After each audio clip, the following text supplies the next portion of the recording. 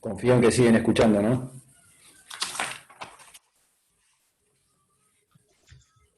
Escucha perfecto, profesor.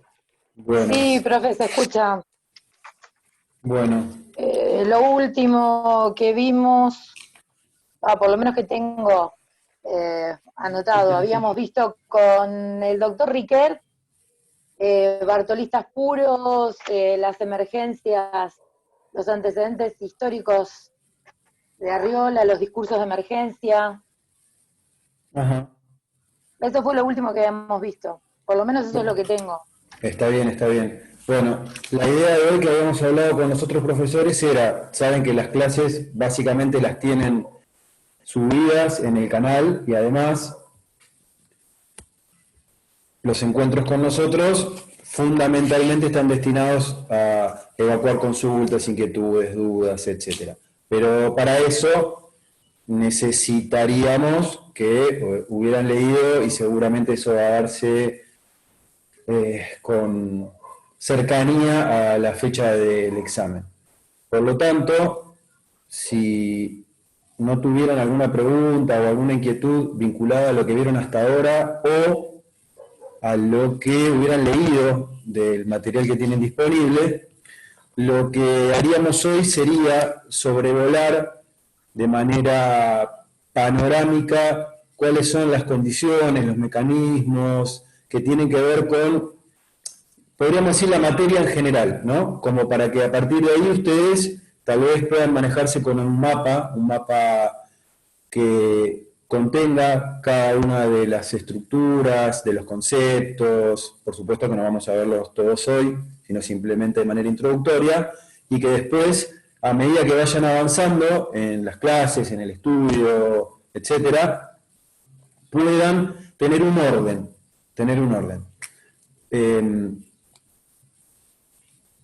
mi primera pregunta sería preguntarles si alguno tiene alguna consulta, alguna inquietud de lo que han visto o de lo que han leído. Si no es así, comenzamos.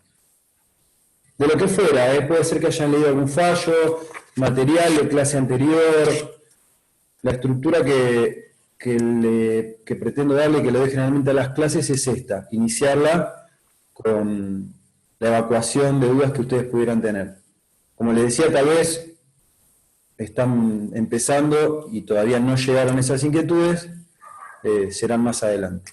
Si no hay ninguna, entonces lo que vamos a hacer es lo que les proponía. Nosotros empezamos trabajando con una materia que es Derecho Penal. La materia se divide básicamente en tres grandes ramas, en tres grandes áreas o ámbitos, que son los que vamos a manejar entre el primero y el segundo cuatrimestre. Esos tres ámbitos que ustedes tienen que, por lo menos, conocer desde una mirada un poco más amplia, son el derecho penal en sus principios, es decir, lo que se llama la teoría del derecho penal, sobre la que me voy a referir luego. Después ingresamos en un segundo espacio de conocimiento, de estudio, que es la teoría del delito, y el último es la teoría de la pena.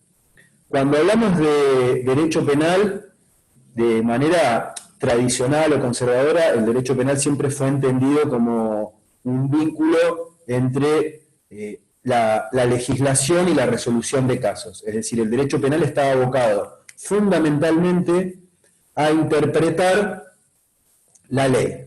En las posturas que ustedes van a conocer como funcionales, lo que se procura es, además, que ese saber o ese conocimiento que está vinculado al derecho penal tenga alguna finalidad en particular.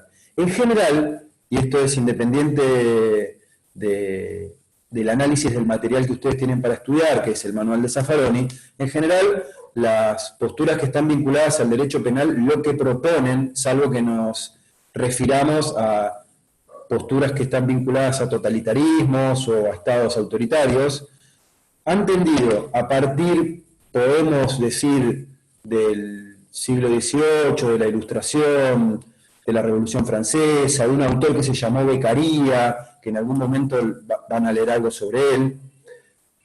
El derecho penal tiende a establecer unos límites al poder.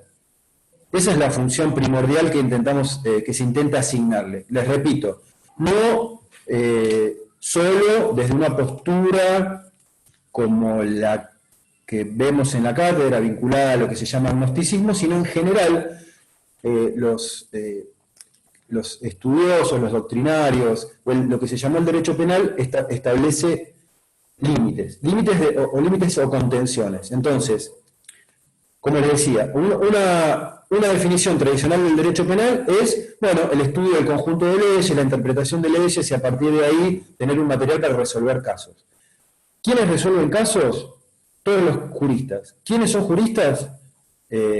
Ustedes también. Ustedes mismos que son estudiantes, que tienen que resolver casos, en principio para aprobar la materia, para aprender. Nosotros, en el caso mío que soy juez de un tribunal, o los demás profesores que tienen, un fiscal, un defensor, un abogado. Lo que hacemos, los que nos dedicamos al derecho penal, es tratar de resolver casos. Para resolver casos, tenemos o contamos con herramientas, con sistemas, con algunos mecanismos que vienen dados, en primer lugar por la ley, que es la fuente fundamental del derecho penal, la única fuente.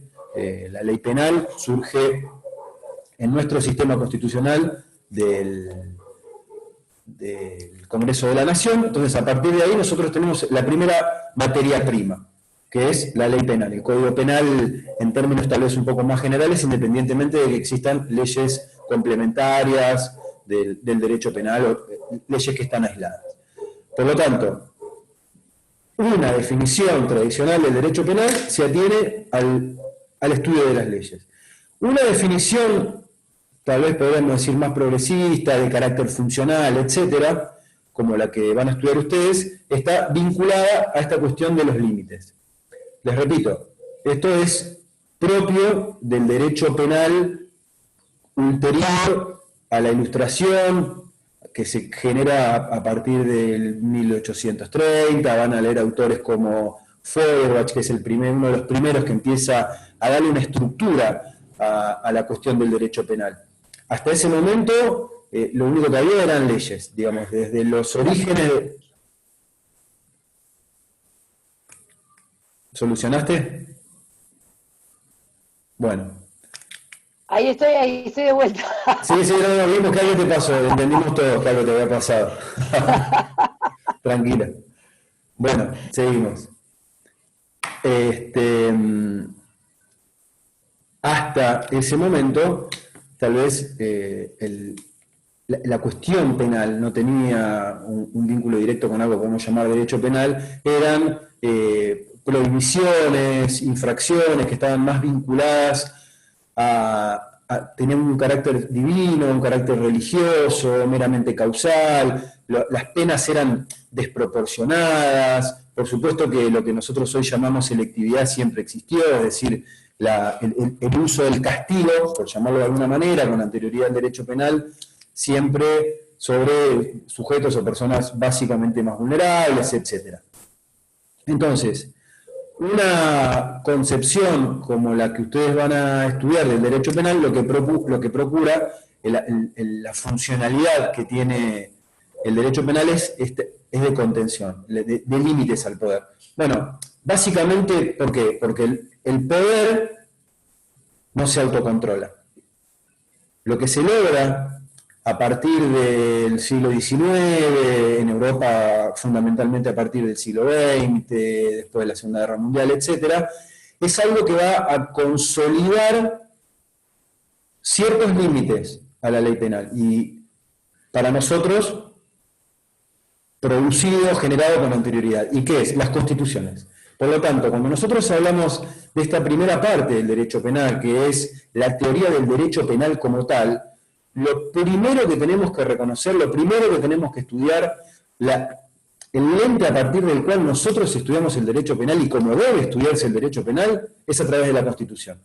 Entonces, esa primera parte de la materia, si quieren, tiene como contenido el estudio de los que se llaman los derechos fundamentales, los principios constitucionales. Entonces, nuestra mirada va a estar puesta en algo que ustedes, por supuesto, ya conocen, que es la Constitución desde el bloque de constitucionalidad federal. Ahí nosotros encontramos un compendio de instrumentos internacionales que están incorporados al mismo nivel de la Constitución y que son los que van a regir el cómo del derecho penal. Es decir, cuál sea el modelo de derecho penal que tengamos en nuestro país va a estar definido por la Constitución. O podríamos decir, con algún reparo, por los derechos fundamentales. Entonces, cuando hablamos de derecho penal, no podemos caer directamente en el análisis de una norma del Código Penal, porque va a ser un análisis incompleto. Por eso les decía que lo primero que debemos lograr es una mirada más amplia, una mirada panorámica, una mirada macro, sobrevolar el sistema.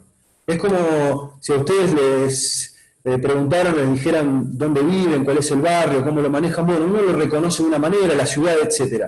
Pero si lo sobrevolara, si lo viera desde arriba, comprendería mejor la mecánica, cómo funciona, dónde está instalado, etc. Lo mismo pasa con cualquier sistema. Nosotros tenemos un sistema de trabajo. Cuando nosotros resolvemos casos, no lo hacemos al azar, no lo hacemos por capricho, porque nos guste más o menos la cara del imputado, de la víctima, o del defensor, o de la defensora, o del fiscal.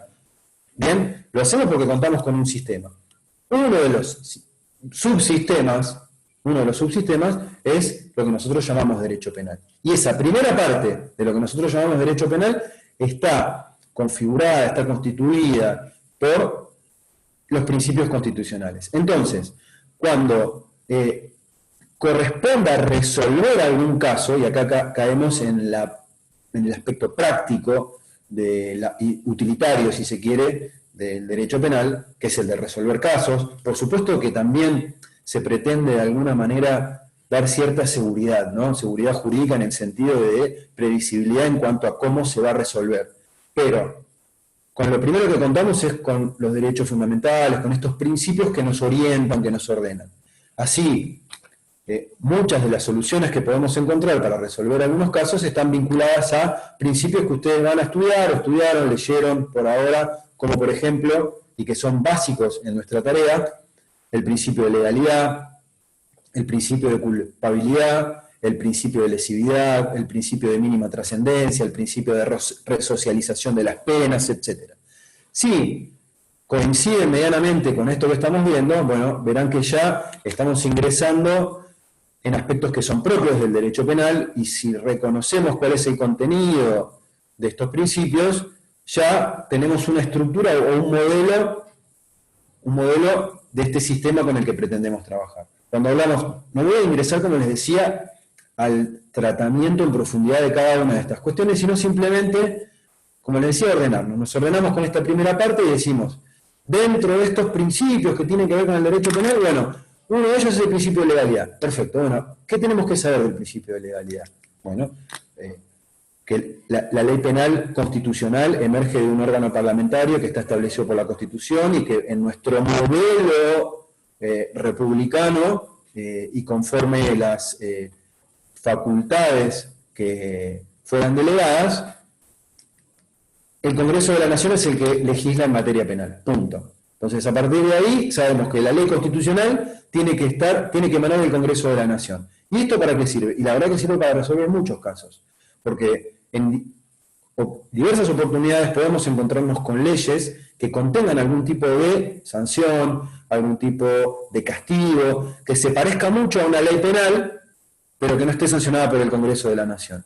Y acá, en esta primera parte, sin que se torne en una herramienta que sea aceptada de manera generalizada, pero el mecanismo que va a resultar útil para atacar los casos que debamos resolver en función de los principios va a ser seguramente la inconstitucionalidad.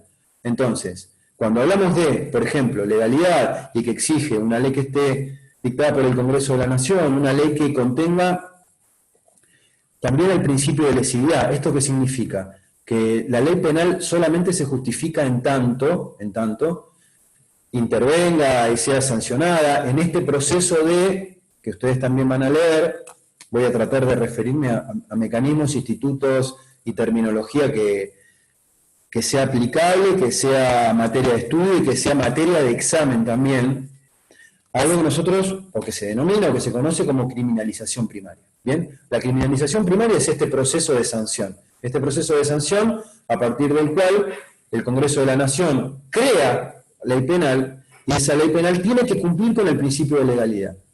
¿Por qué le decía que se vincula con el principio de lesividad? Bueno, pues bien, el derecho tiene una característica particular, una característica distintiva.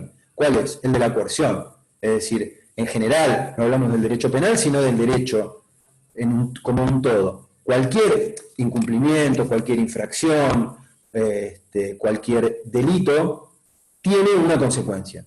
Y la fuerza que tiene el derecho, justamente, es la posibilidad de actuar. Si alguien no cumple con algún determinado contrato, es posible que le embarguen, que le ejecuten el auto, que ejecuten una hipoteca o lo que fuera. Bien, entonces el juez civil, el juez comercial, el juez laboral también tiene la posibilidad de embargar. El derecho da esa herramienta para hacer cumplir la ley en función de la coerción. ¿Qué pasa? El derecho penal tiene dos características que son determinantes y diferenciadoras, distintivas respecto del resto del derecho. En primer lugar, la consecuencia es la más grave que se puede establecer en un Estado de Derecho. Como digo siempre, en los estados como el nuestro, donde no existe la pena de muerte, el bien jurídico más preciado que sigue es la libertad ambulatoria. Entonces, tengamos en cuenta que el derecho penal regula como consecuencia de un delito la afectación del bien jurídico más preciado que puede tener el ser humano después de la vida, dentro de lo que legítimamente puede ser privado por un Estado. Bien, entonces, eso lo diferencia del resto del derecho.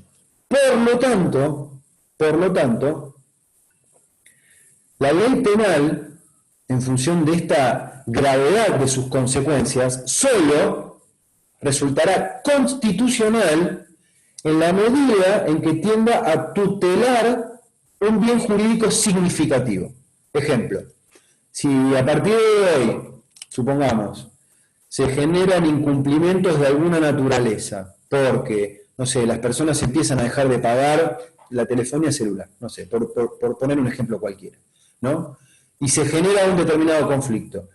El recurso a que eso se convierta en un delito, para que quien no pague su cuenta de telefonía celular vaya a la cárcel, en función de una ley penal, seguramente va a generar una declaración de inconstitucionalidad. ¿Por qué? Porque estaríamos incumpliendo con este principio que les mencionaba, colateral al de legalidad, que es el de lesividad u ofensividad, un principio básico del derecho penal, que tiene que ver con lo que se conoce como tutela de bienes jurídicos. En el material que ustedes van a leer, según Zaffaroni, esta tutela, bueno, básicamente no existe. ¿Bien? O sea, o se desconoce, o en realidad no se cumple. Es decir, el derecho penal se sostiene en general que protege. ¿Protege por qué? Porque amenaza con una pena. Esa amenaza de pena debería intimidar a la sociedad para que no cometiera delitos. Bueno, esto, según lo que sostiene Zaffaroni, y podemos suscribirlo, no estaría comprobado, no se daría así en la realidad. Por lo tanto, lo que cumple el principio de lesividad, y esto es muy importante, es con lo que les decía al principio, estableciendo límites. Entonces, si ustedes conectan lo que estamos hablando, el principio de lesividad lo que hace es limitar la legislación penal, limitar esa tarea de criminalización primaria. Fíjense que a más criminalización primaria, menos ámbitos de libertad tenemos. Y por supuesto que en algún punto coincide con lo que mencionabas vos, Andrea, recién, en cuanto a lo que creo que les debe haber explicado Ricker, el derecho penal de emergencia, ¿no? O lo que se conoce también como derecho penal simbólico. Esto no pasa en Argentina, pasa en general. El derecho penal aparece como una solución. Bien, cuando se genera algún conflicto o lo que fuera, la primera medida a la que se acude, porque tiene repercusiones sociales, mediáticas, medianamente exitosas, y porque aparenta algún tipo de respuesta, es, bueno, vamos al derecho penal. La gente no paga su telefonía celular, listo, lo convertimos en delito, así todos van a pagar. Y lo cierto es que ese efecto intimidatorio o efecto de coacción no se comprueba en la realidad. Y lo más probable es que sigan sin pagar su telefonía celular. Lo mismo que sucede en general cuando hablamos de expandir el derecho penal, crear más tipos penales, aumentar las penas, etc. Esto tiene una comprobación sociológica clara, que inclusive se puede ver de manera intuitiva en general respecto de cuál es el efecto que tiene la ley penal. Bien, entonces, esta primera parte, este primer espacio, este primer ámbito que está vinculado con la teoría de... Sí. Tengo una pregunta sobre eso. El tema de estas emergencias, ¿sí? De estas pseudo pedidos o pedidos en sí de la sociedad respecto a penas mayores y demás. No Sí. se establece solamente en una sociedad moderna, es decir, cuanto mayor coerción, o mejor dicho, mayor poder punitivo hubo, igual hubo resistencia por parte de la sociedad, a eso me refiero, sin importar la época. A ver, ¿a resistencia a qué te referís? A ver si entiendo. Resistencia desde el punto de vista de que sí hay una coerción por parte del Estado, haya sido un Estado soberano como era el rey o el poder feudal y demás, siempre hubo resistencia por parte de la sociedad.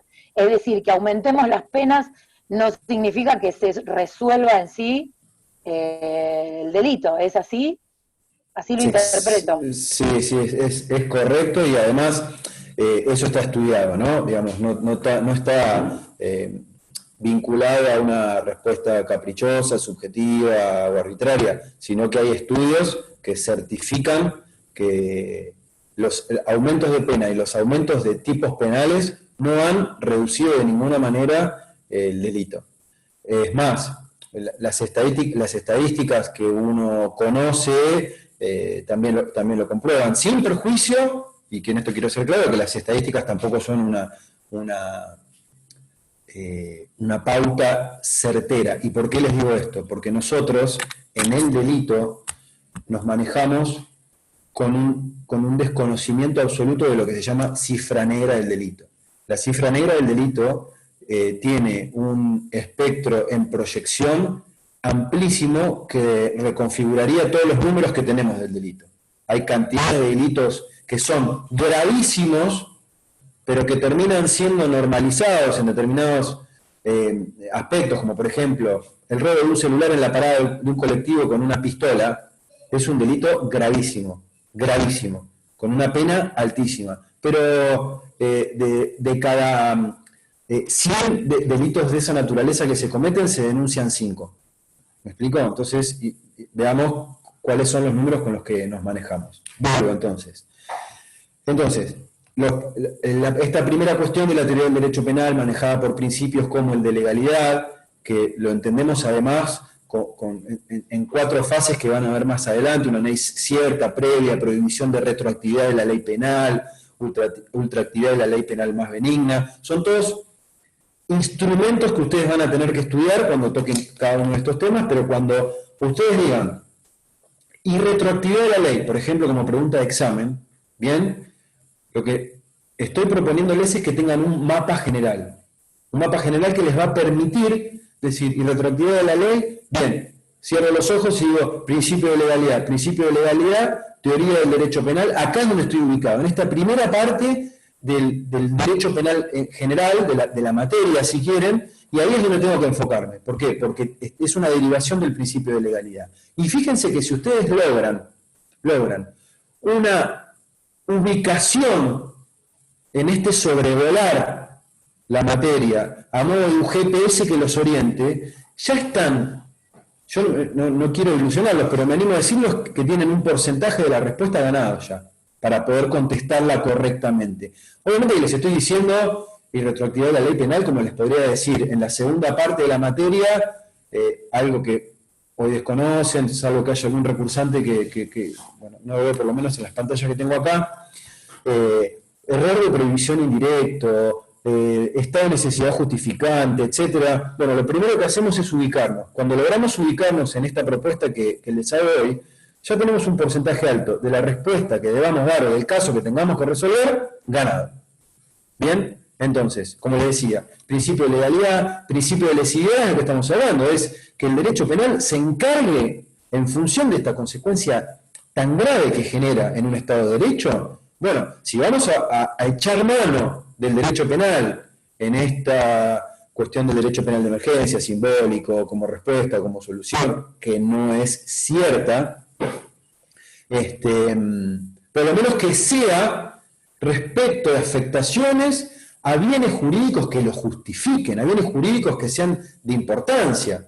Si la gente ahora deja de pagar el alquiler, y bueno, no podríamos aceptar desde nuestro rol de estudiosos del derecho penal que eso se convirtiera en un delito. ¿Por qué? Bueno, porque entre el principio de legalidad y el principio de lesividad tendríamos que decir que eso es inconstitucional. ¿Se entiende lo que quiero decir? Entonces, esto es lo que logramos con esta primera parte del derecho penal, que es la teoría del derecho penal. Ni hablar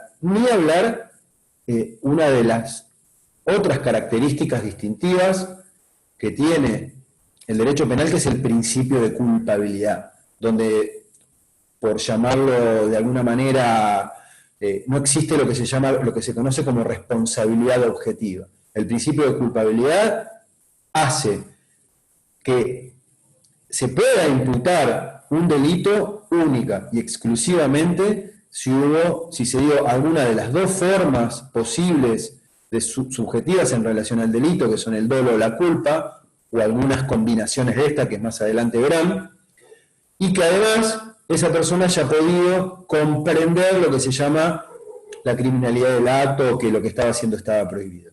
Si estas dos cuestiones de carácter subjetivo dentro de la teoría del delito no se comprueban, entonces lo que nosotros decimos es, bueno, es cierto, no hubo comprensión, ¿por qué? Porque hubo un error de prohibición invencible, supongamos. Bueno, ¿y eso en función de qué? En función de lo que lo establece la ley. No solo la ley, sino el principio de culpabilidad de orden constitucional. Y por eso es que esta primera parte, relacionada con la teoría del derecho penal, es determinante para comprender los sistemas que siguen. Como les dije al principio, nosotros contamos con unos mecanismos, una herramienta general, que es la del derecho penal. Luego tenemos otras herramientas, subsistemas, teoría del derecho penal, teoría del delito y teoría de la pena. Esta primera fase, en función de estos breves principios que les estoy refiriendo, se darán cuenta que es determinante. Ni hablar cuando tengamos que evaluar, por ejemplo, la imposición de una pena en concreto, en un caso en concreto, respecto a una persona en concreto. Bien, porque también vamos a evaluar, no vamos a decir, bueno, ¿qué pena le corresponde? Fíjense que cada una de estas cuestiones en las que estamos hablando podemos vincularlas siempre a un caso. Cuando hablamos de la pena, no vamos a decir, bueno, estos son tantos años, hay mínimos, máximos, atenuantes, agravantes, bueno, la pena es esta. No podemos desvincular la imposición de la pena del principio de resocialización o reinserción. ¿Ok? Bueno, eso es un principio que está instaurado también desde el esquema del bloque de constitucionalidad federal o desde la propia Constitución. La ley penal no puede desconocer ese aspecto clave en relación a la pena. Pero ojo, porque cuando nos referimos a estos principios, también tenemos que darles una ubicación en el proceso específico. ¿A qué me refiero? El proceso de la ley se da desde la criminalización primaria. Entonces, cuando hablamos de resocialización, le estamos hablando al juez en el momento en que tiene que imponer una pena, o también estamos hablando ya del legislador cuando tiene que establecer una escala penal, una pena en abstracto. Por supuesto que también el legislador. Entonces, cuando aparecen situaciones X, hoy en Argentina, con las que contamos en variedad y en cantidad, y un legislador dice, bueno, aumentemos las penas de cuánto era, bueno, tenía de 1 mes a 6 años, bueno, que sea de 2 años a 10, listo, 10 años. Bueno, pensamos en un legislador razonable, medianamente capacitado, competente, idóneo. Se hará una evaluación vinculada a 10 años justifican o están vinculados con la resocialización o con el principio constitucional de resocialización para alguien en función de, fíjense cómo volvemos constantemente, ¿no?, del bien jurídico que estamos intentando tutelar. Bueno, esa evaluación también corresponde al legislador. Ese proceso de criminalización primaria está absolutamente condicionado por los principios constitucionales, por la teoría del derecho penal, independientemente de, o debería estar condicionado, independientemente de una realidad que nos muestra que el derecho penal se utiliza a modo de respuesta rápida para convencer, de alguna manera tranquilizar, estando comprobado que ese efecto que se propone, ese efecto que se promociona o que se le asigna al derecho penal, en la práctica no se cumple. Lamentablemente no se cumple. Por lo tanto, estos controles constitucionales respecto de la etapa de criminalización primaria deberían ser más estrictos aún. Y de nuevo, desde nuestro rol de juristas, en el caso de ustedes como estudiantes, frente a un caso, frente a una pregunta en el examen, bueno, lo que tenemos que evaluar cuando existe alguna discordancia entre la criminalización primaria y la Constitución, o entre la criminalización secundaria, que es la aplicación de la ley en concreto, por las agencias que correspondan, puede ser por la policía, luego será por el Poder Judicial, luego en parte por el servicio penitenciario, etcétera. Establecer si existe una concordancia, una discordancia, una disconformidad con la Constitución. ¿Cuál es el recurso que nos queda frente a esto? La inconstitucionalidad. La inconstitucionalidad, porque no es tampoco azaroso ni caprichoso que el estudio del derecho penal comience por la teoría del derecho penal. Les repito, puede resultar teórico, puede resultar abstracto, poco conectado a la realidad, poco aplicable a los casos, este primer segmento de estudio, ¿no? Porque bueno, el principio de legalidad, el de lesividad no me sirve.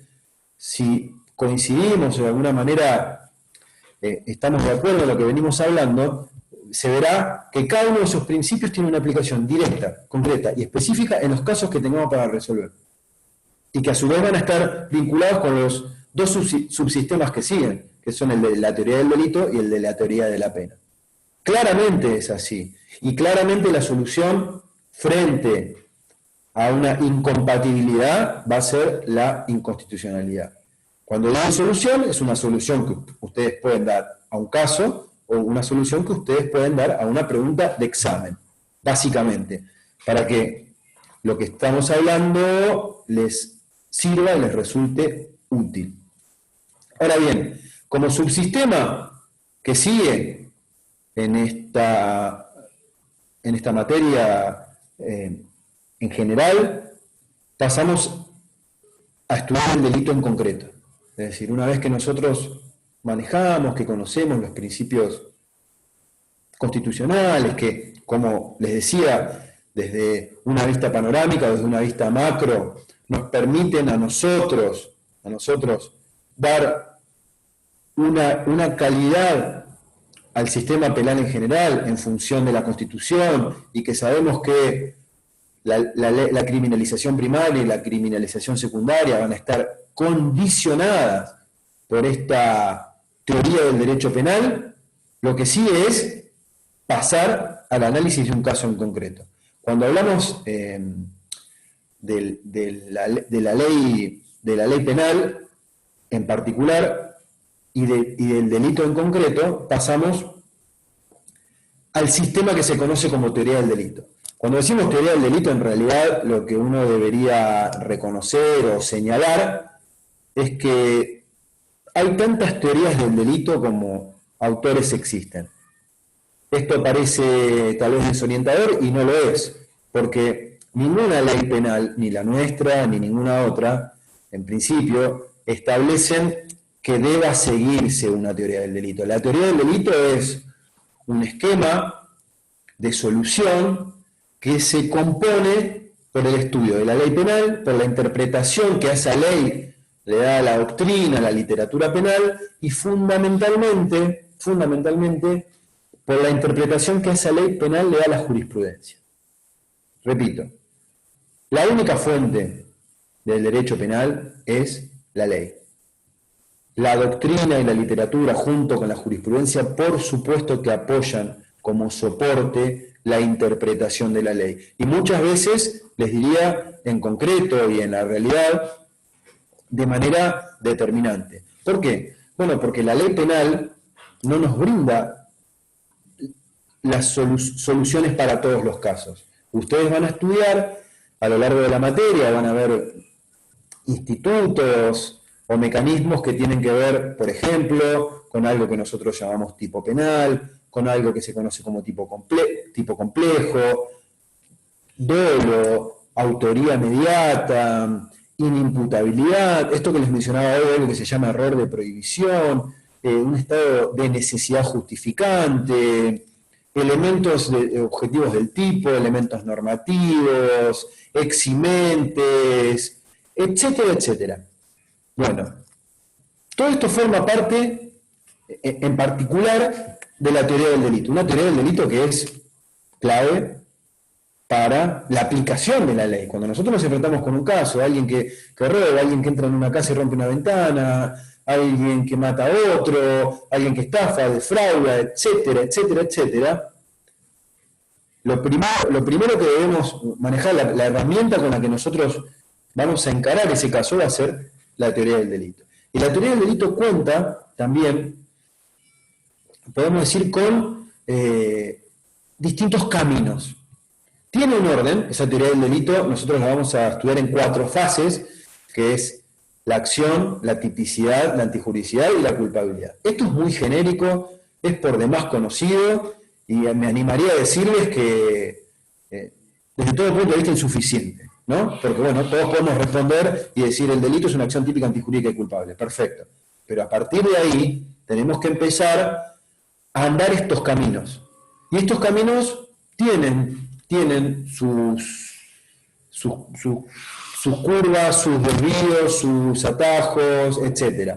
Pero están separados claramente en estas 4 fases que les mencioné. La acción va a tener su estructura. La tipicidad va a tener su estructura, su análisis, su conocimiento, lo que nosotros nos vamos a abocar. Lo mismo va a pasar con la antijuridicidad y lo mismo va a pasar con la culpabilidad. Cada uno de ellos es un avance en este sistema que nosotros utilizamos. Les repito, es una herramienta, ¿no? Aplicamos la herramienta de teoría del delito para resolver un caso. La herramienta tiene un orden sistemático. Ese orden sistemático es acción, tipicidad, antijuridicidad, culpabilidad.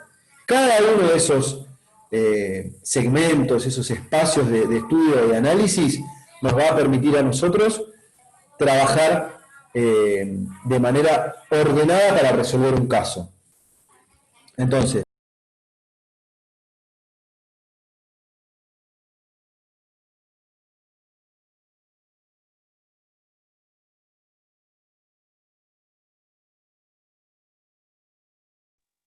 Profe, no se escucha, tiene el micrófono apagado.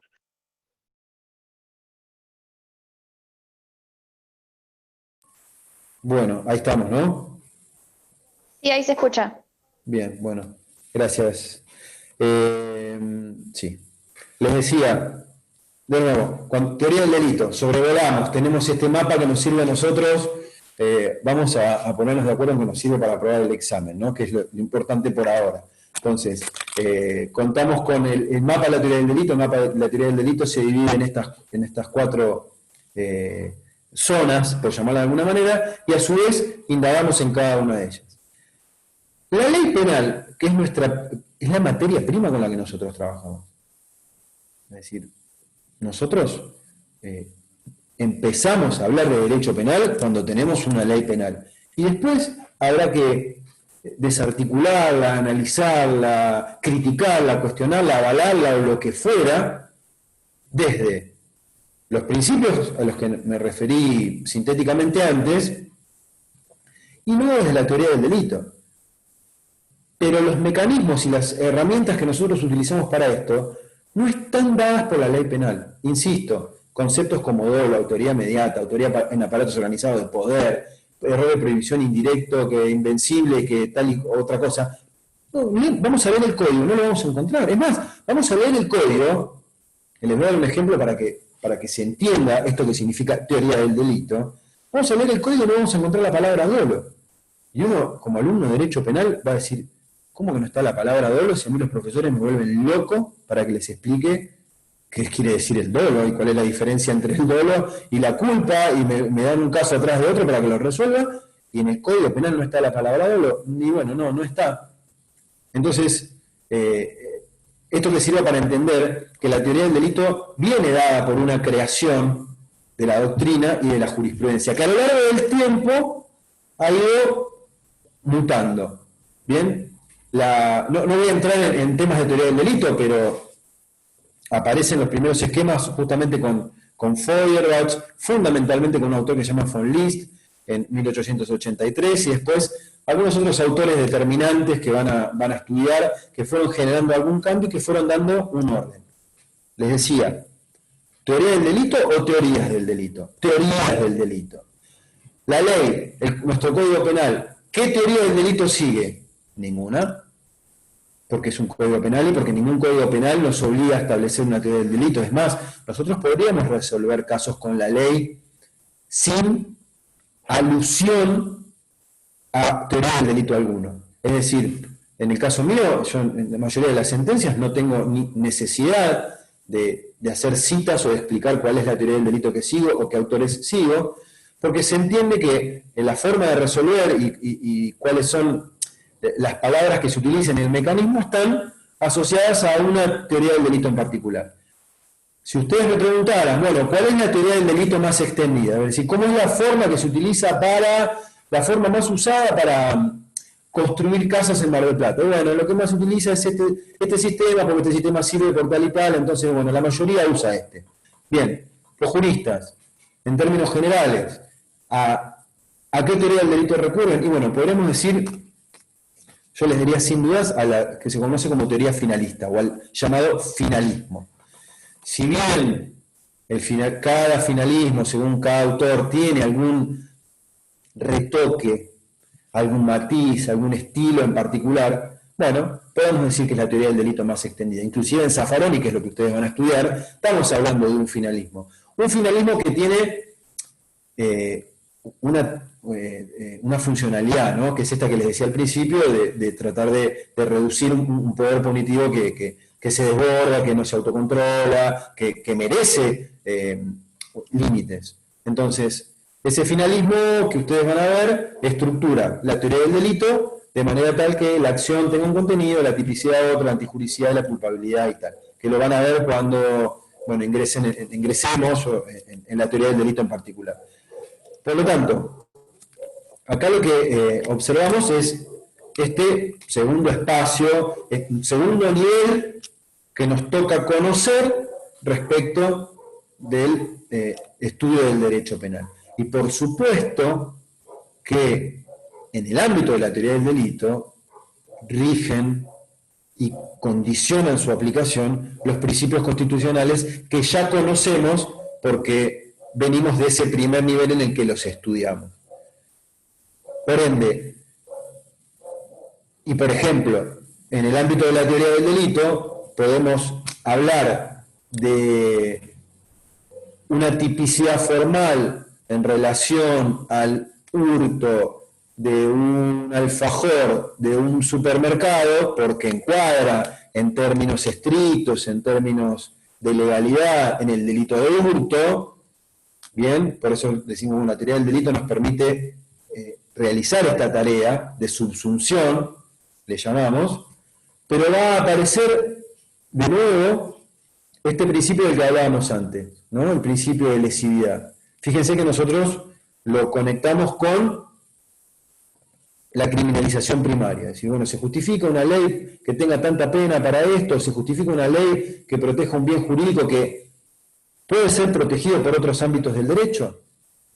Acá, bueno, como nota al pie, también se habla de un principio que se llama o se conoce como de subsidiariedad. Tal vez la han leído algo. ya principio de última ratio, que el último recurso al que debemos acudir cuando se genera algún conflicto respecto de bienes jurídicos significativos, de bienes jurídicos que hacen a la convivencia en sociedad, tenga que ser el derecho penal. Si existe la posibilidad de soluciones previas al derecho penal, entonces el derecho penal no es última ratio, el derecho penal, por lo tanto, es inconstitucional. Bien, eso lo hablábamos de la criminalización primaria. ¿Qué sucede cuando se produce este hurto de un alfajor en un supermercado? Podemos ser hasta más extremos aún, el hurto de 2 caramelos o de un caramelo de un supermercado. Bueno, ¿cómo se soluciona la teoría del delito en términos estrictos? Bueno, si nos quedamos con una teoría del delito estricta, de carácter formal, tradicional, que solo cumpla con la tarea de subsunción, y no nos quedaría otra que imputar el delito de hurto. ¿Bien? Ahora, si nos posicionamos desde donde debemos posicionarnos, que es desde la Constitución, y controlar la aplicación de la ley penal, primero en la criminalización primaria, ahora en la criminalización secundaria, cuando corresponde aplicar esa ley, y generamos una suerte de control constitucional, bueno, y si algo conocemos al respecto, porque hemos estudiado, podemos decir que el principio de lesividad no nos permitiría calificar esa conducta como delito. Veremos luego si es en la tipicidad o como algunos otros autores lo hacen en la antijuricidad. Por el momento no es determinante esa distinción. Pero el principio de lesividad nos va a decir, bueno, ¿hay un bien jurídico afectado, en este caso en particular, que justifique la imposición de una pena? Bueno, la respuesta va a ser no. Y la solución a la teoría del delito, fíjense que la vamos a tener de nuevo desde una visión constitucional.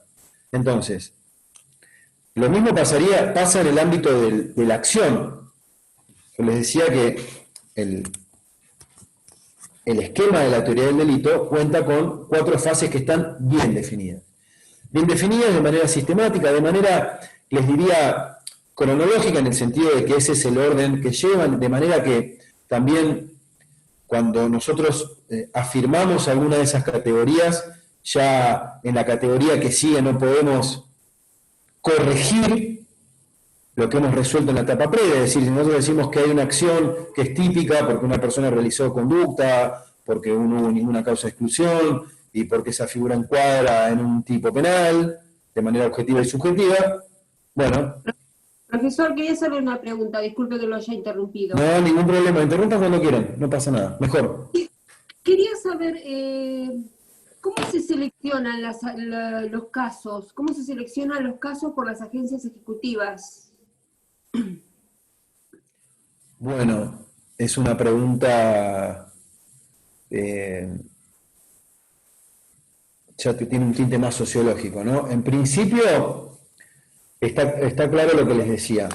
Contamos, en primer lugar, con una cifra negra desconocida, pero que se estima que es de un porcentaje muy alto. Por lo tanto, cuando vos me decís cómo se seleccionan, lo primero que deberíamos tener, como corresponde a cualquier saber o a cualquier ciencia, hablo de la medicina, de la ingeniería, de la biología, lo mismo debería ser para nosotros, lo primero que tendríamos que tener es un diagnóstico.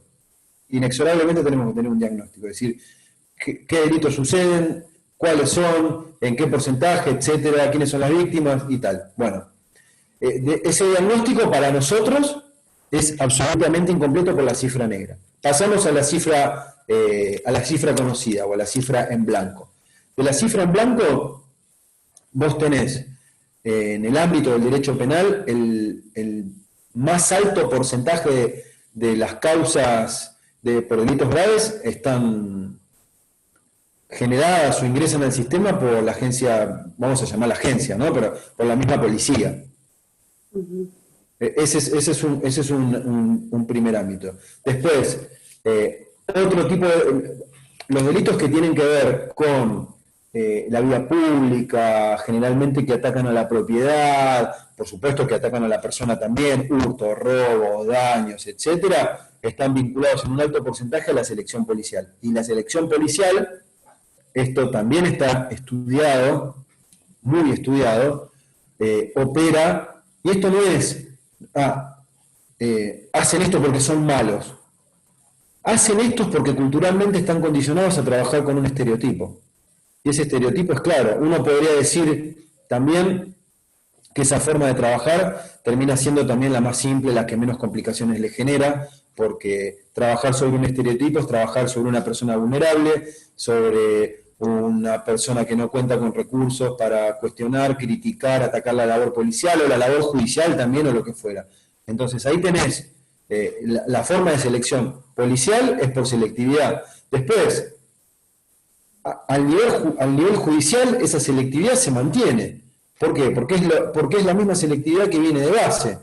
Y después, respecto de las causas que no ingresan por el sistema policial, por supuesto que esto que les estoy diciendo es incompleto, corregible, etcétera, ¿no? Pero para darte una respuesta, las causas que no ingresan por el canal policial, por llamarlo de alguna manera, ingresan por denuncia.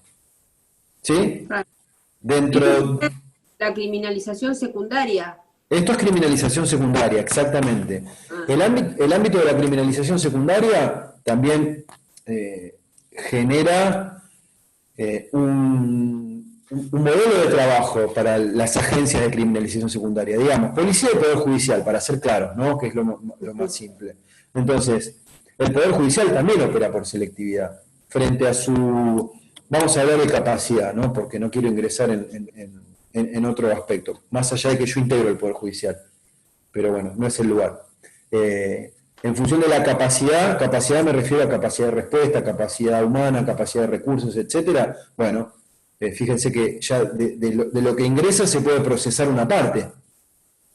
Entonces, vos me preguntás, la selectividad policial es por el estereotipo. Y te repito que estoy dando una respuesta incompleta, ¿no? Pero y la selectividad no policial, que es la denuncia, la del Poder Judicial, es por gravedad del delito. Entonces, ahí tenés una respuesta aproximada, por supuesto aproximada, de lo que sucede en el ámbito de la criminalización secundaria. Cuando digo por gravedad, es claramente los delitos menos graves quedan en un éter que si se puede se resuelven y si no se archivan. Te hablo... Hay un ámbito de causas que se conoce en el ámbito judicial como NN. NN significan las cantidades de robos que existen de, no sé, la rueda de auxilio de un auto, el estéreo, no sé, algo que se roban de una casa cuando no hay nadie. Bueno, son causas NN porque la verdad que no se llega a descubrir jamás quién fue, porque no es posible, porque no quedaron huellas, porque no se sabe, porque no se conoce, etc. Vos ahí tenés la mitad de los números que ingresan, por lo menos en Mar del Plata, casi la mitad de las causas son NN. Entonces, ahí tenés una cantidad de causas en que la selectividad es por gravedad. Si vos tenés una causa NN de un ingreso a un domicilio donde golpearon a alguien y, bueno, sobre esa se va a trabajar. Podría no ser así respecto del robo del estéreo de un auto, por ejemplo. La selectividad existe. La selectividad no existe solo ahora, la selectividad existió históricamente. Históricamente existió con una relación desde los orígenes del castigo, que era más que nada como venganza, etc. Bueno, recaía la venganza sobre el que podía ejercerse una respuesta, no sobre cualquiera. O sea que la selectividad, la vulnerabilidad, el castigo, la aplicación de las penas, después, si se quiere, del derecho penal, siempre recayó sobre vulnerables, vasallos, súbditos. Andrea que hablaba del feudo, etc. Siempre. Y hay una parte que tiene una relación con el poder. Esto lo van a ver cuando estudien culpabilidad por vulnerabilidad. Hay un vínculo, una cercanía entre un determinadas personas que están lejos de ser vulnerables. Y bueno, en ese caso, eso comprueba lo que nosotros llamamos la selectividad. La selectividad es genérica.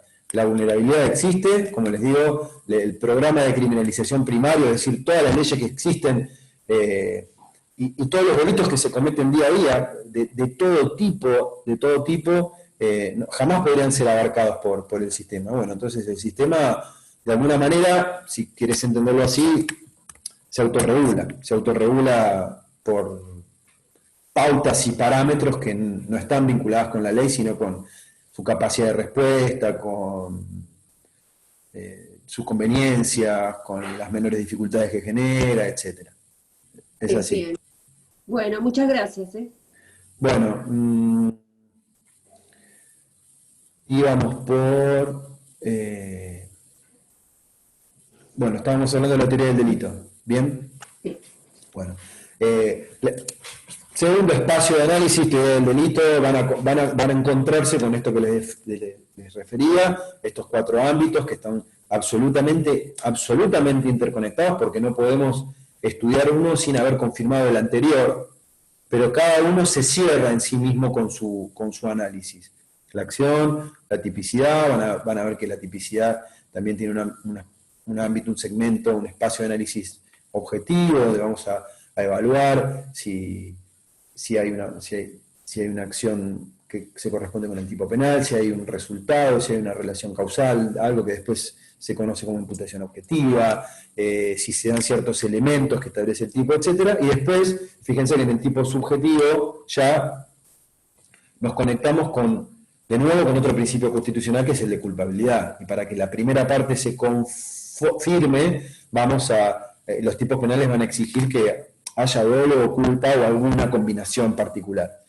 Lo mismo va a pasar en la antijuricidad, con las causas de justificación, y luego en la culpabilidad, con cuestiones vinculadas a la comprensión de la criminalidad, del injusto, de la prohibición, y a cierto ámbito de autodeterminación, espacios de libertad que mayores o menores con los que podemos contar unos u otros. Bien, paso, y lo último es lo que está vinculado con la respuesta punitiva o con la teoría del delito, ¿no? Cuando hablamos de la teoría del delito, lo que hacemos ya es concentrarnos, fíjense cómo venimos de manera sistemática y también ordenada, hablando de unos principios, de cómo se regula la legislación penal, cuáles son los derechos fundamentales que deben tenerse en cuenta, cómo analizamos el delito con una estructura. Bueno, tenemos esta herramienta, utilizamos tal teoría del delito, empezamos a hacer un análisis desarticulado, de aspecto por aspecto, una mirada, podríamos decir, de laboratorio, ¿no? Microscópica respecto del caso. Bueno, nos llegó este caso. ¿Cuál es? El que tendrán que resolver ustedes en el examen.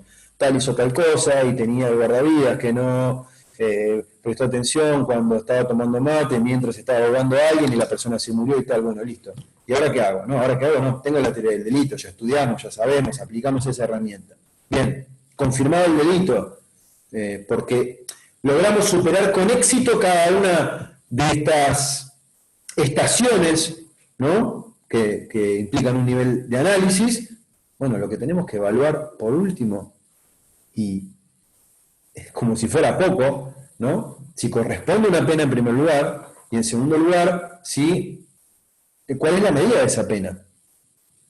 En función también de lo que prevé la misma ley penal. Ustedes tengan presente algo que es importante también. La ley penal como tal tiene una estructura dual. ¿Bien? La estructura dual, ¿cuál es? Cuenta con algo que se llama supuesto de hecho y con algo que se llama consecuencia jurídica. Bien, esto puede estar invertido. ¿Por qué? El supuesto de hecho es lo que nosotros llamamos, o que se llama, el tipo penal. Cuando la parte en la que la ley dice, el que hiciera tal cosa, rompiendo tal otra, o ingresando de tal manera, o lesionando, etcétera, punto, ese es el supuesto de hecho. Cuando dice la ley, será reprimido con pena o con tal pena de tanto a tanto, esa es la consecuencia jurídica. ¿Por qué les decía que puede estar invertido? Porque muchas veces la ley penal empieza al revés, es decir, será reprimido con tal a tal, el que hiciera tal cosa. ¿Me explico? No cambia nada, es lo mismo, da igual, supuesto de hecho, consecuencia jurídica, supuesto de hecho, esa es la ley penal. Así se estructura. Por supuesto que el principio de legalidad abarca tanto el supuesto de hecho, en cuanto a que sea preciso, que sea cierto, que no sea ambiguo, que no le permita al juzgador, bueno, incluir cualquier caso.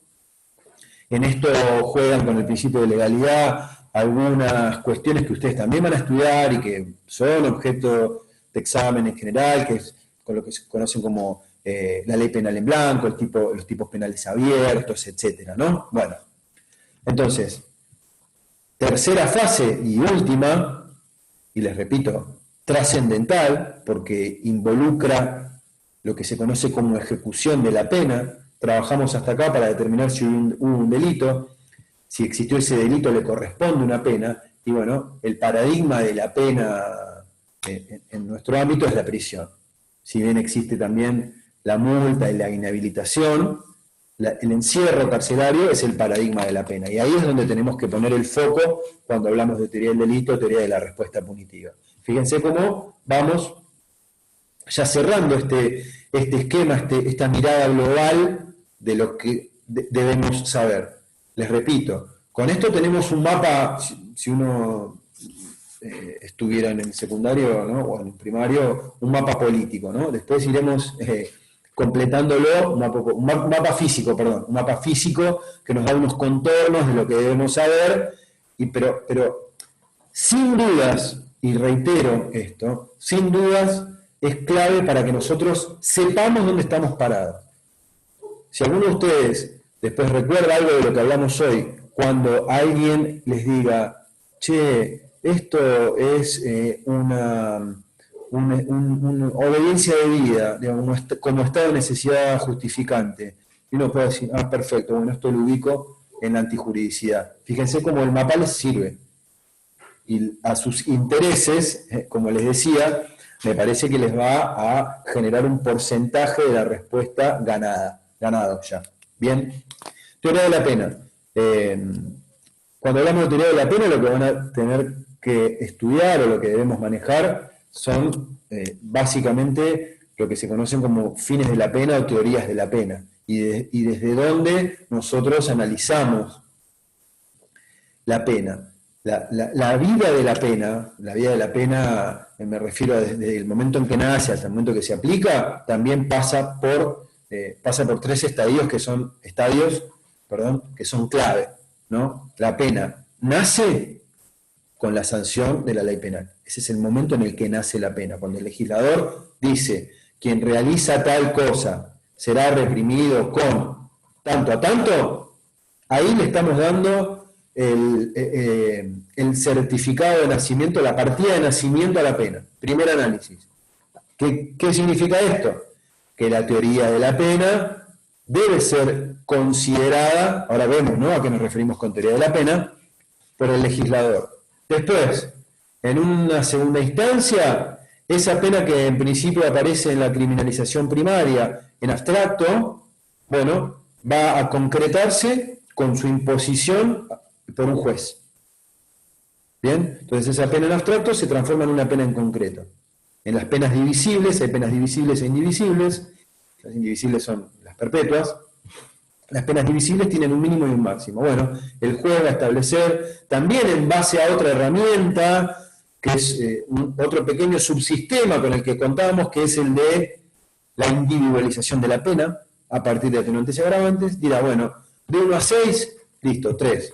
¿Por qué? Porque hay que fundamentarlo claramente y porque se llega a eso en función de este subsistema de individualización de la pena. Bien.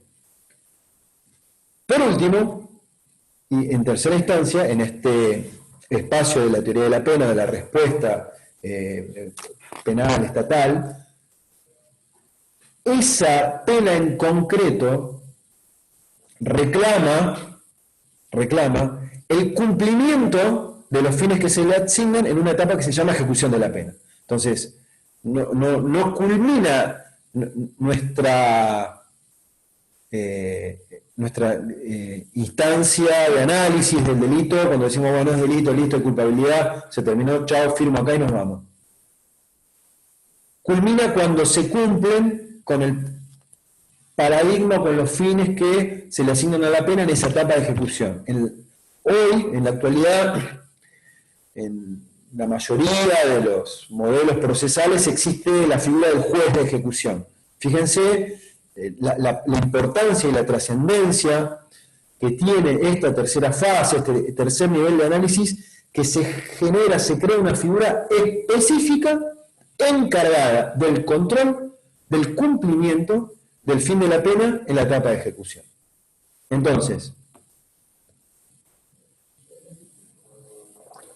cuando hablamos de la pena y a los efectos de nuevo de los intereses respecto de lo que ustedes tienen que estudiar, ¿cuál es el interés? Y bueno, que trabajemos con lo que se conoce como teorías de la pena. Hago una indicación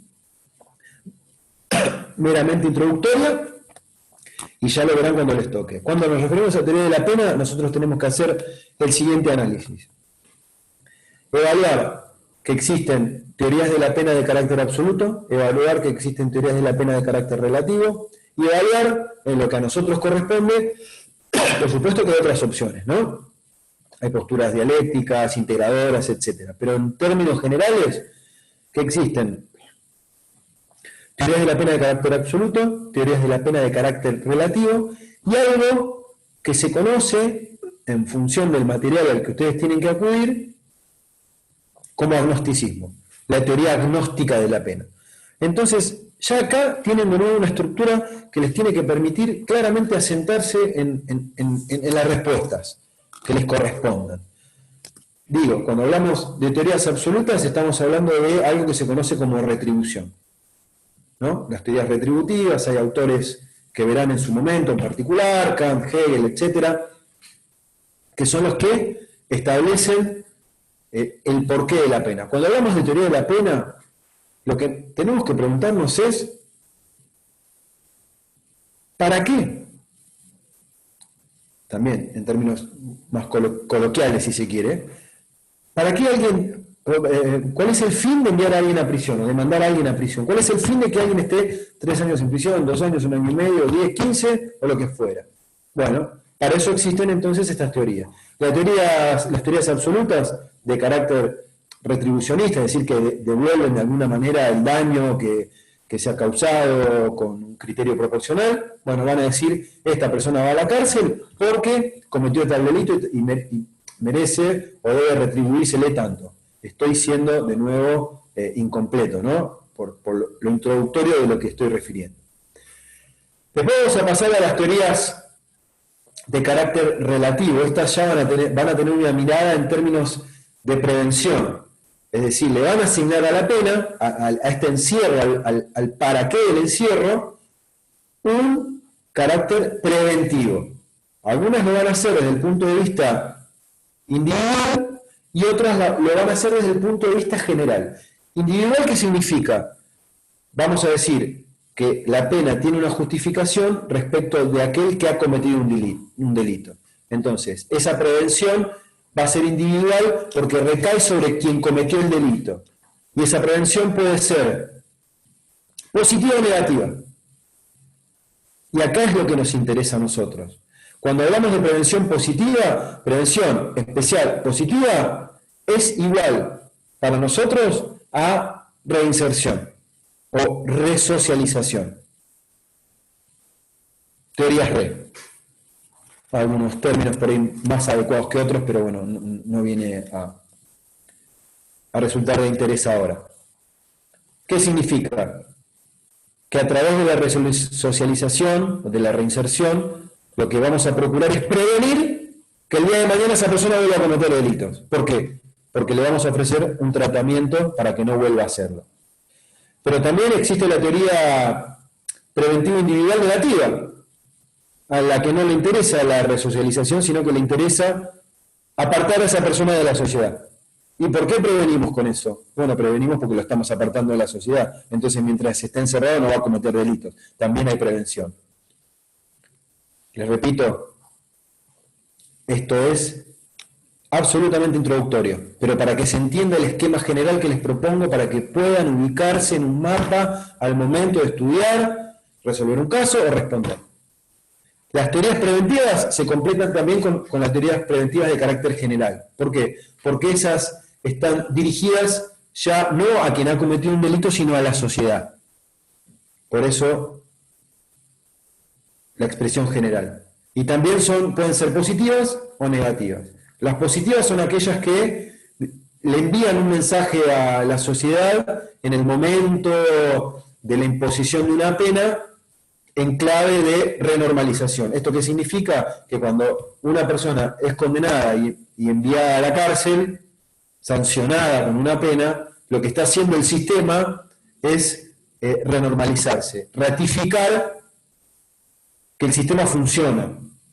Entonces, la sociedad recibe ese mensaje. Les repito, estas son teorías de la pena. Esto es de carácter teórico.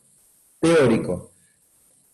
La diferencia que nos comprende a nosotros en nuestro sistema legislativo es que la prevención especial, positiva, igual, reinserción, tiene raigambre constitucional. Por lo tanto, en este juego de teorías, nosotros no podemos elegir o pensar en que cuando ustedes resuelven un caso o cuando yo condeno a alguien, digo, no, bueno, a este lo vamos a encerrar, así a la sociedad le mandamos este mensaje, etc. ¿Por qué no podemos? Porque desde el punto de vista constitucional, el principio de resocialización o reinserción, a partir de tratados internacionales, la propia Constitución, etc., nos impone que si se condena a alguien a encierro o a cualquiera de las otras penas, el fin tenga un carácter resocializador. Ojo, esto no implica que se excluyan otros fines, o sea, también puede pasar que sirva a efectos de prevención general positiva, como les decía recién, que esa sanción tenga un efecto en la sociedad de ratificación de que el sistema funciona.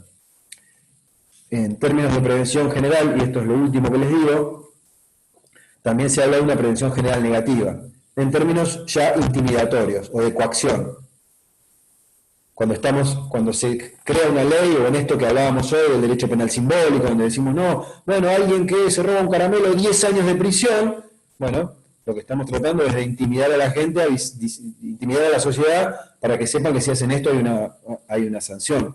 Lo mismo cuando alguien es condenado, ¿no? En el momento de la sentencia, cuando alguien es condenado, hay algún efecto, o se pretende en realidad algún efecto intimidatorio para que no se cometan delitos. Por eso es que se trata de teorías preventivas, tratan de prevenir el delito. Cada una en su versión, cada una según su estructura.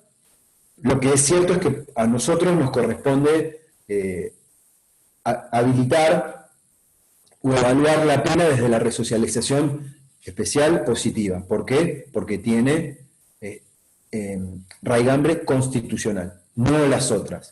Por último, esto sí es último, lo prometo, existe, o Zaffaroni propone una visión agnóstica, sobre la que no voy a profundizar, obviamente nos encontraremos en otra oportunidad, o lo hablarán con otro docente, también materia de examen, quiero decir, de cada una de estas cuestiones que venimos hablando, de teoría del delito, las teorías de la pena, los principios, lesividad, legalidad, culpabilidad, o ahora que hablamos de agnosticismo, todo es materia de examen. Por eso es que tratamos de darle una visión desde lo que a ustedes les pueda ser útil y en lo que deban ocuparse para el parcial. Esta teoría agnóstica, básicamente, muy básicamente, lo que dice o lo que sostiene es, bueno, todas estas funciones de las que les hablé, que tienen que ver con que la pena sirve para tal cosa, tal esto, tal otro, bueno, desde la sociología no están comprobadas, no es cierto que la sociedad se intimide, no es cierto que la gente deje de cometer delitos porque hay un tratamiento resocializador, no es cierto que dejen de cometer delitos porque los encierran, obviamente mientras están encerrados no lo van a cometer porque hay una cuestión física, ¿no?, de imposibilidad material. Pero, entonces, respecto a esos fines, bueno, soy agnóstico, es decir, ¿por qué agnóstico? Porque no creo en que eso sea de esa manera. Bien, lo que corresponde ahora es una conceptualización de la pena por exclusión, o sea, tiene una visión de la pena de carácter negativo, definir la pena más que por lo que es, por lo que no es.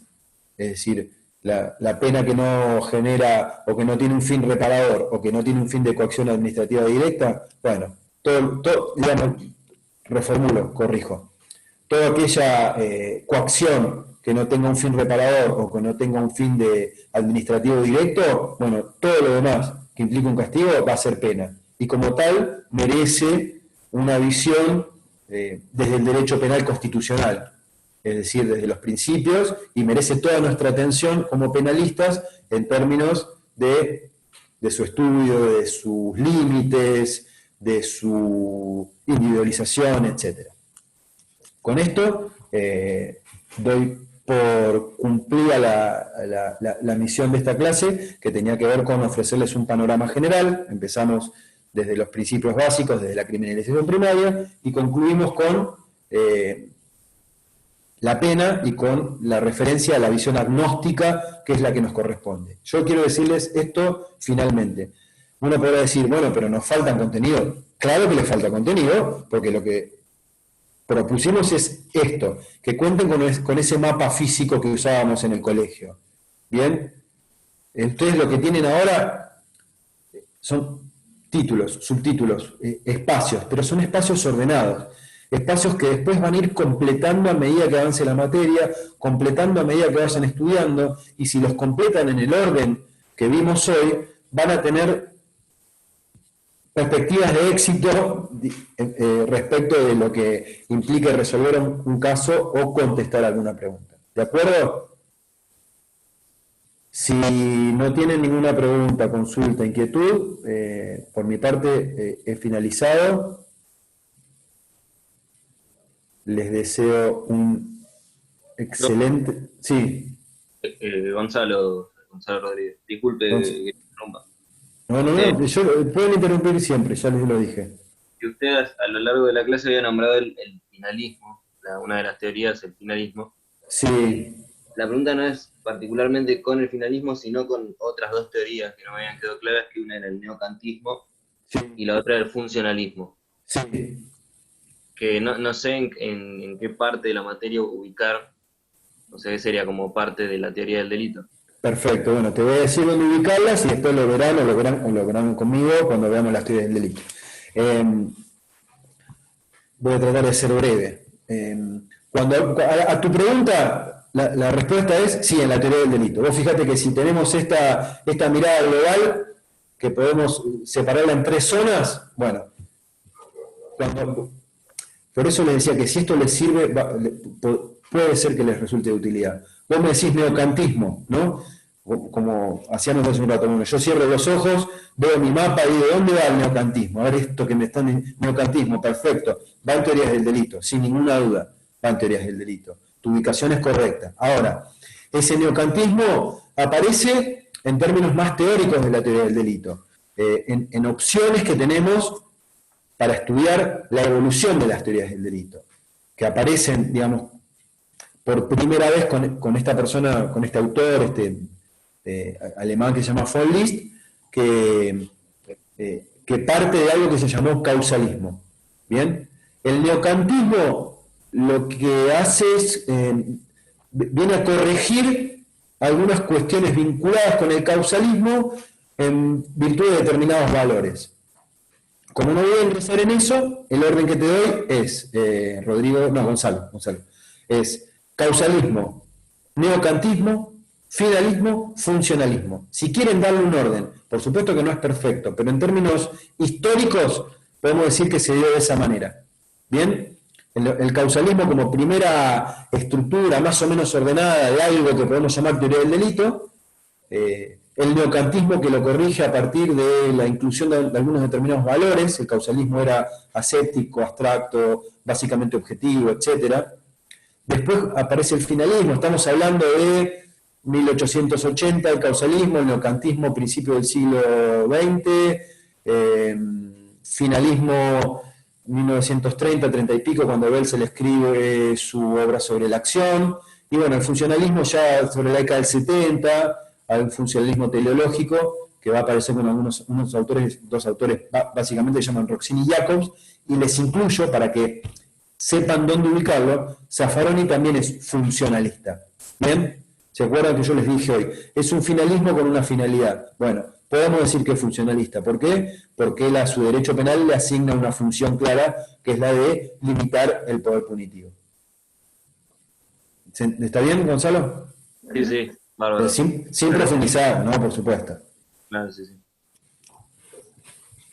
Bueno, de nuevo, les deseo que tengan un buen fin de semana, que descansen de estudiar Derecho Penal, porque seguramente estarán todo el día con esto, y lo que necesitan, independientemente del Zoom, de las clases o de lo que fuera, pueden escribirme al mail, al WhatsApp, generar un Zoom si necesitan una clase extra, refuerzo, encontrarnos para evacuar alguna duda o lo que fuera. No tengo ningún problema, estoy a entera disposición de ustedes.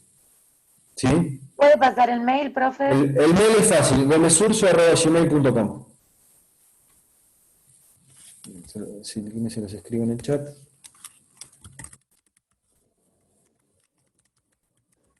Ahí está. Y generamos el encuentro que les parezca o lo que necesiten, ¿sí? Gracias. Bueno, que tengan un buen fin de semana. Igualmente. Muchas gracias. Gracias, hasta luego.